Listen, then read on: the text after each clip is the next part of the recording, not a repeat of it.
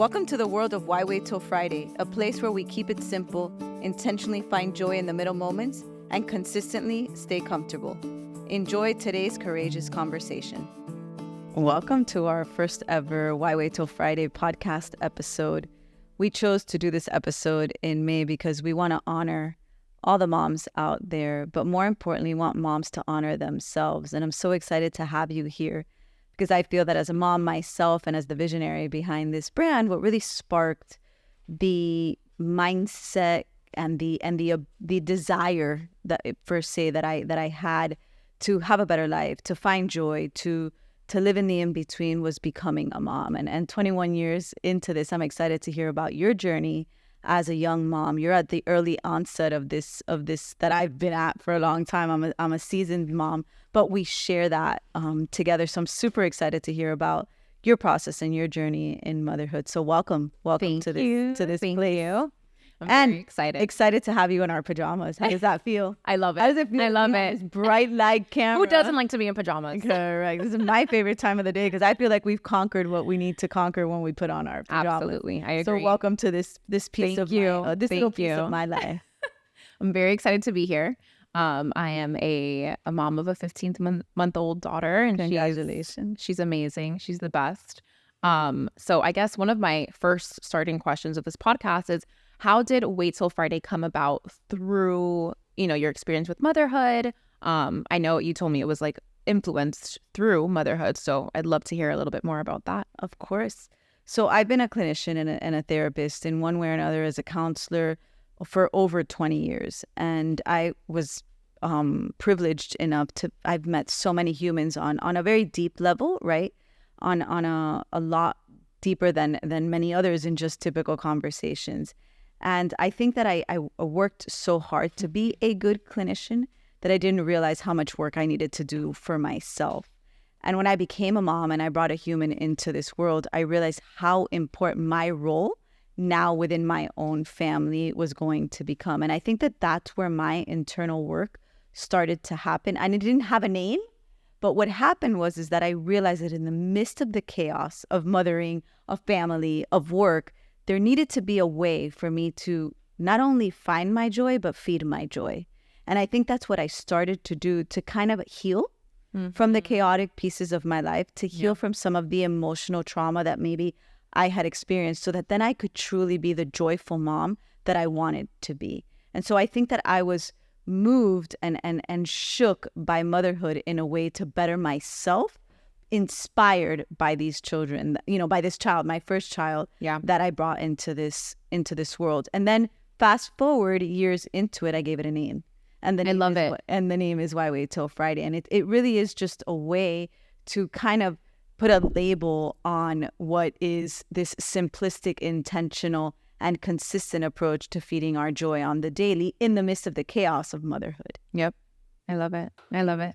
So a little bit more about, me and motherhood. So she's 15 months old. Okay. It feels like it was yesterday. It's crazy because I feel like time goes slowly, like each day is so long, but then time flies. Do you feel the same? Absolutely. I do think, and I think that that's what's so important about being present in your moments, because if not, you forget they even happened, right? Yeah. You're so caught up in the chaos. You're so caught up in the outcomes. We're in that grind of getting it done that we miss out. We miss out on everything, on all that messy stuff in the middle that really is the value, is the joy. Is in that chaos is truly the quality of being a parent, right? So I think the time is so important, and so you're right, it goes very quickly, but if you are present and you're mindful of those moments, then you kind of slow it down, right? Yep. You don't put that fast forward button that we don't want. Yeah. Right? So tell me a little bit about your journey so far, from the early onset and now. Yeah. So she was born in Austin, Texas. We moved to Austin for 3 years, and she was born there. Pregnancy was amazing. Like when people ask me how pregnancy was, it was amazing. But she was a breech baby. So she didn't turn up until term. So at 40 weeks, she was still breech. Okay. And I was so determined. Like I had a whole plan, A to Z. I'm type A. So I have my agendas, I have my plans, and I was determined to have a natural birth. Most of us moms do. I wanted a natural birth. I even considered a home birth. I interviewed midwives, I had a doula, and I was so like, I think I was just so stuck on that plan and it didn't happen and it was so frustrating. So when she was born, I was like, you know what, I'm happy. You know, I'm happy that she's safe. I'm safe. It's fine. I wanted to breastfeed. I'm like, I'm going to, if I didn't get my natural birth, I'm going to breastfeed. Like, God, let this happen. It didn't happen.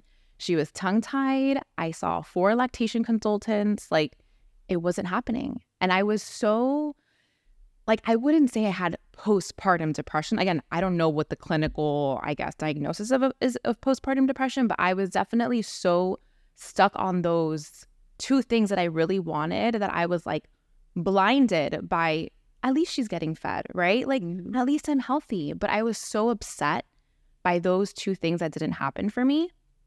So I guess, you know, going back to you is, it took me time. It took me honestly about a year to get over that because I was so stuck on those 2, you know, those 2 things. That idea that maybe, you know, what you thought was the right thing, right? So I think we're bred by something called the dominant discourse in this world, and it's what the world has taught us to expect is right.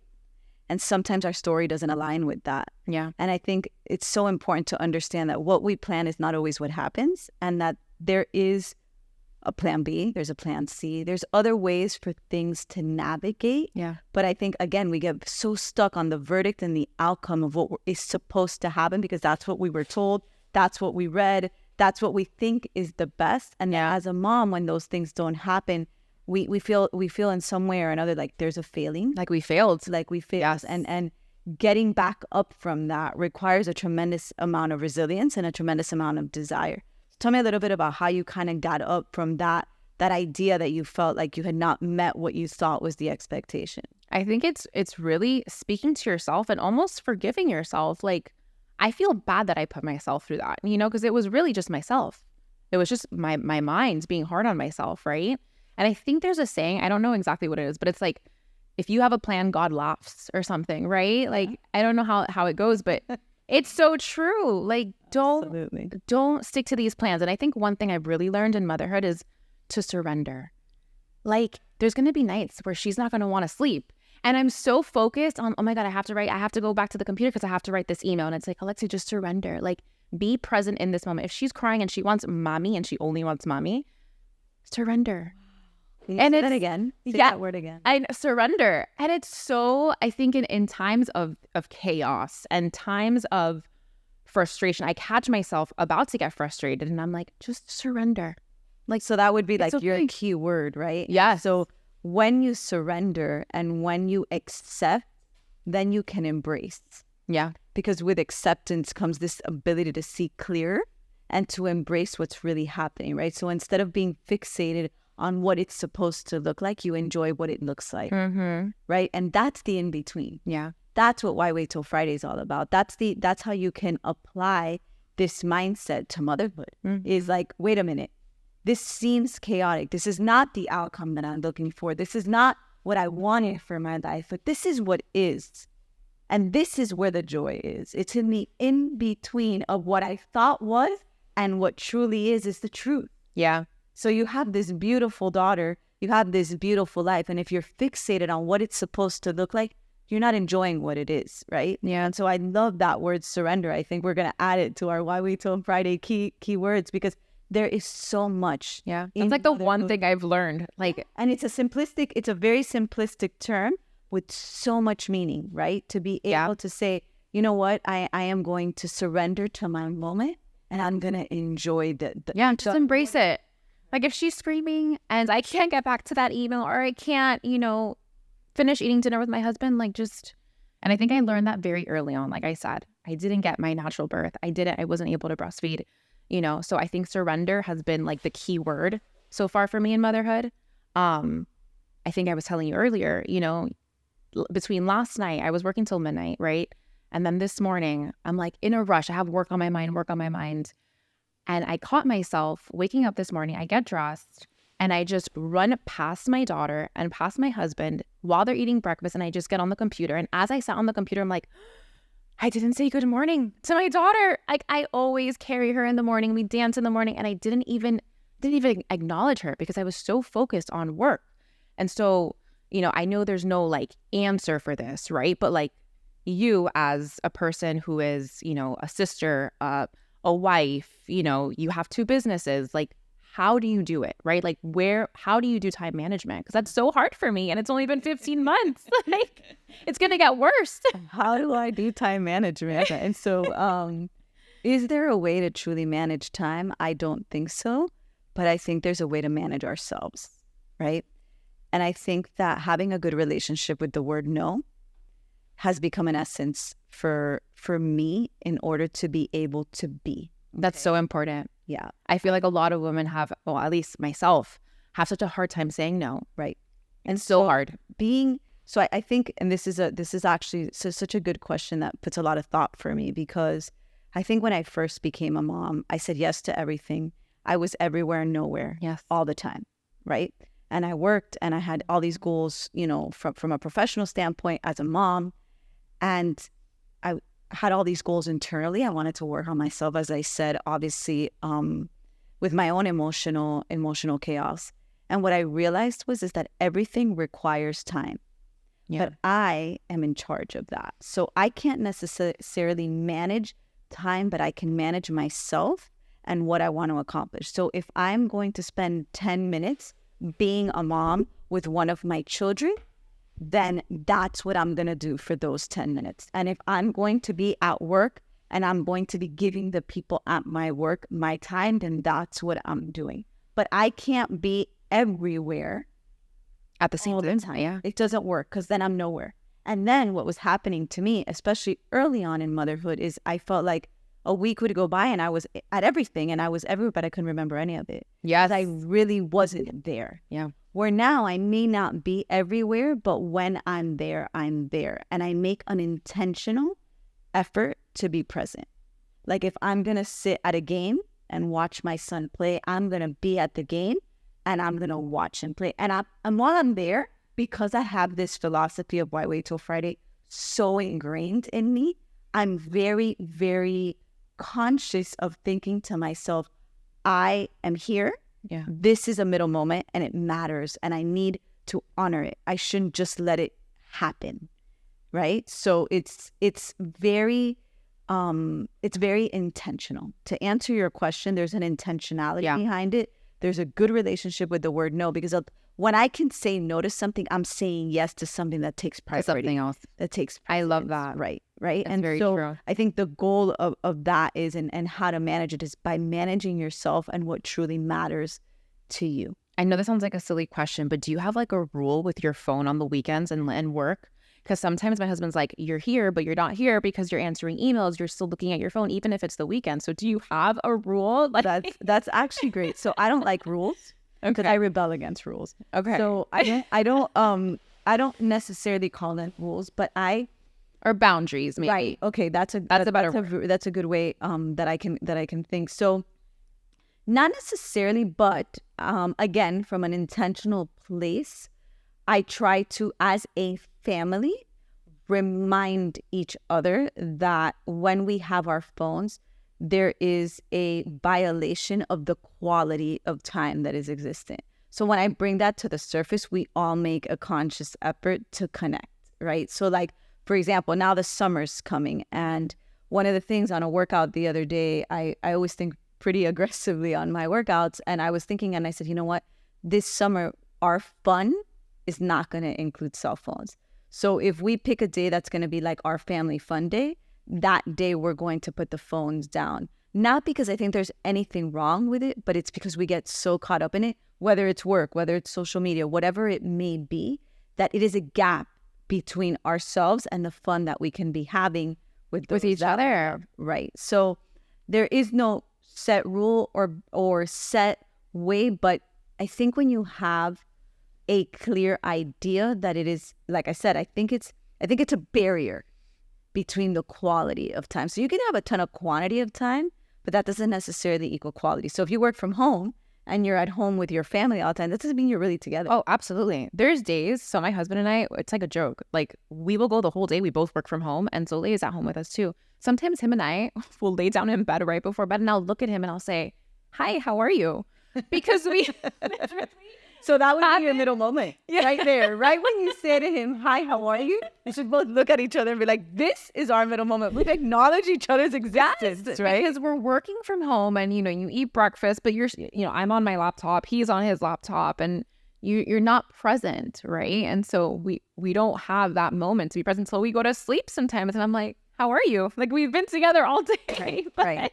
And so the idea of all of this, right, is to know that reality, right? And so when it's work time, right? And what a blessing to be able to work from home and have somebody that you love right next to you. Like, that's great. And if you haven't said a word to each other, but you have each other near, that's great.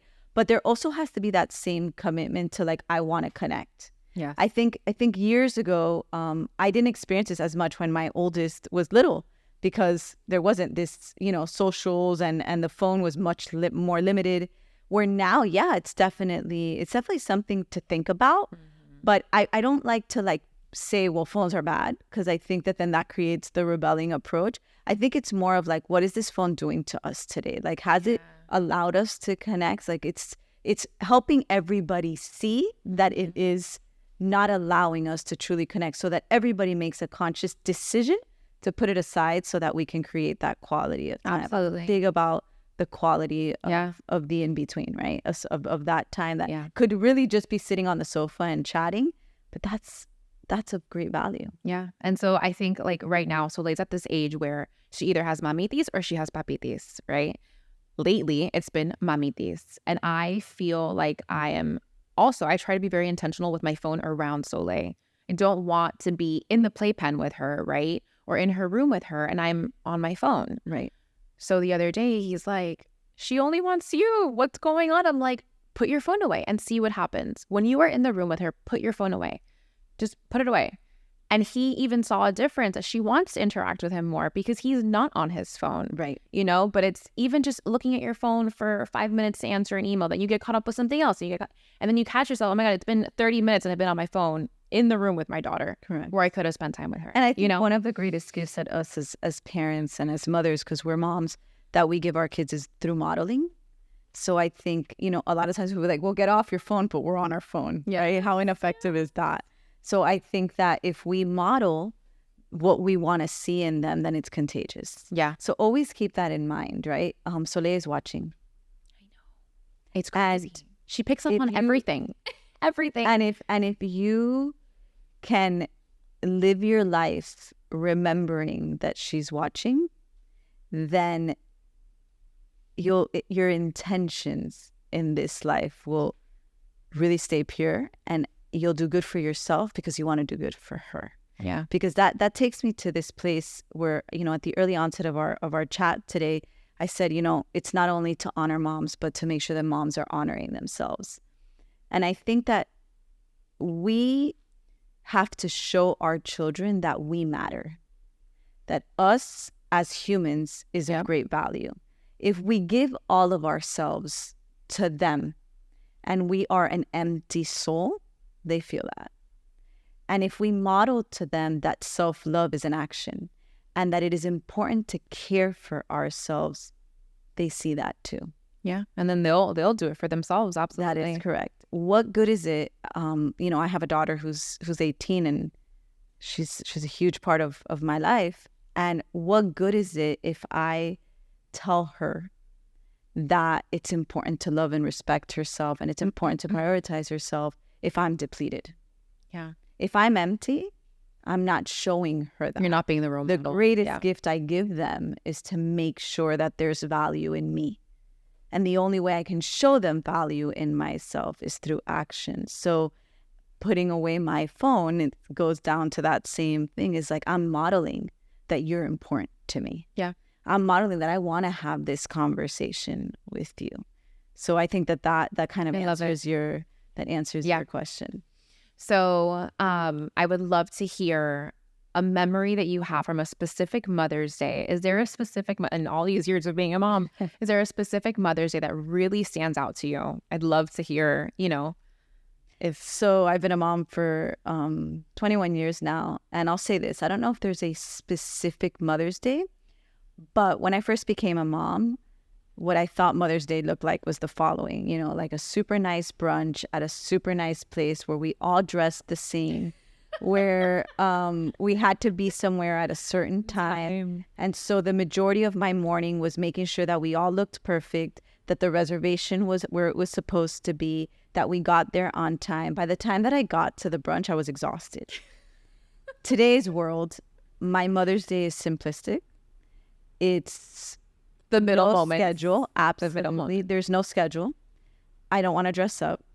I want to be in what we are. Yeah.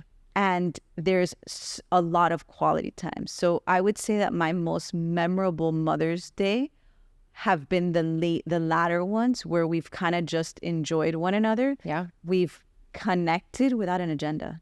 I love that. Because I feel that our life is full of an agenda and of like the to-dos. And so for me, a day without to-dos where it just goes and it organically happens is a good Mother's Day. Yeah. It's funny because I feel like when I first became a mom too, recently, I still kind of have that idea though. I'm like, this Mother's Day, I want to go to the Rusty Pelican. I want to have breakfast. I want to do this. But what's funny is that even after that, I'm sure I'm going to be like, oh, I just want to go home. I just want to relax on the couch. I want her to be, you know, playing with us. And it's funny. I don't know why we have these, you know, we have these ideas. I think that the more we work on ourselves as humans, right, as women, the more the simplistic things in life begin to matter, right? Yeah. So like sometimes when I'm just sitting here, I have 2 children that are away in college now, and then I have my little one who's here. And sometimes we'll just be my little one and I, and with my husband, I will literally just be sitting on the sofa, maybe just chatting for 10 minutes. And I'm so grateful for those moments because what I've learned is that my true joy, my true connection with my children and my family really come from a simplistic place. There doesn't need to be a vacation involved. There doesn't need to be any luxury. Yes, we love our vacations. Yes, we love, but the reality is that on the everyday, there's something so unique and special about the most simplistic moments. Yeah. And that's where I feel the most grateful. I love Because they weren't planned. They weren't, even when the big guys come home, you know, like we're just sitting on the sofa catching up, or they jump on my bed. My husband always says we should have an efficiency because everybody goes into our bed, hangs out in our bedroom. We're all like on top of each other having conversation. But those are the moments that I forever treasure. Yeah. Like that to me is what fills me, what truly from deep in my heart, where I'll literally stop and acknowledge that it's a middle moment and be grateful for it, because it truly is where I find I develop these relationships with them, right? Without an agenda, there's no script, there's no, this is how it's supposed to be. There really isn't. But when it is, feel it and let it happen, right? A lot of times we sabotage it with like, oh, it has to be like this, right? And that's what you were sharing with us, is how like you wanted to have that C-section, you wanted to, you know, breastfeed. And, you know, I could tell you a little bit about my own journey, but the reality is that what I've learned is that sometimes what is supposed to be won't happen, but there's so much that is happening. Yeah. And it's so important to enjoy that. That's seriously been like the biggest lesson. Like, don't plan sometimes. Like, just let it go. Like, let it go with the flow. And it's funny because Christmas, you know, in December, my husband's like, oh my God. He's like, when December rolls around, we have all these plans, we have all these agendas, we have all these things. And really, it's funny because I feel like I do it to myself because I'm creating all these plans, but I also enjoy the simple moment. It's like, why are we doing this to ourselves? That's correct. And we do it because of that dominant discourse, right? Because Yeah. we've been taught by the world and That by we the need to do message this, that the we need to do world gives us what it's supposed to look like. And I challenge all the moms out there to do it how it's supposed to be for them and I not love worry that. so much about like what you were once told or what, you know, the magazine looks like.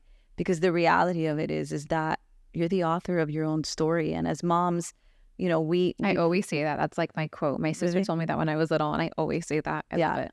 we, you know, I even with like all the clients that I've ever worked with and with my children and in my own life, I think we author things the way we choose. And when we give up our pen to somebody else to write it, then we miss out.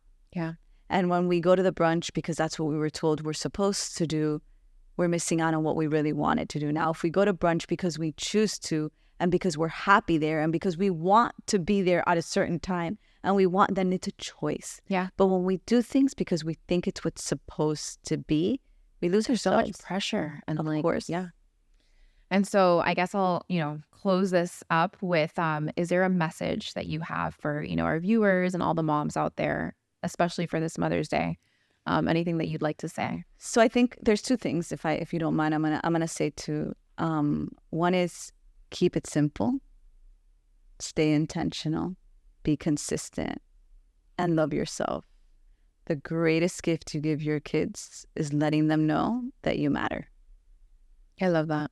Absolutely, because that's what will trickle down to them, and that's what will allow them. And I think on a last note, sorry, I always have a little extra point, but The one last thing. the one last thing for sure, right, is to be authentic. So I think that as a mom, with our children, we need to show them that we're human. And so I'm a big believer in authenticity. If I'm sad, I'm sad. If I'm happy, I'm happy. If I'm angry, I'm angry. And we talk about it. And it's safe to be angry. It's safe to have a discussion. It's safe to be sad. There is nothing that's not okay here. This is our home. This is our place together. And I've come to them in hard days because I always want them to know that they can come to me. And whenever they have good days, we honor them and we enjoy them. But we're always aware that hard days could happen. Yeah. And Bad days could happen. Okay. And that's okay. So we keep it neutral. We keep it in the middle. We keep our lives in the middle. And I think that that is one of the greatest things. So it's keeping it simple, staying intentional, being consistent, be authentic, and love yourself. I love that. Absolutely. Thank you so much for being here. No, and thank you for having me for your first podcast. I feel so honored. This was fun. This was fun and comfortable. And yes. That's what I love about it. Loved it. Thank you so much. Awesome. Keep me posted on your baby. Yes. And on your journey. Thank you. Absolutely.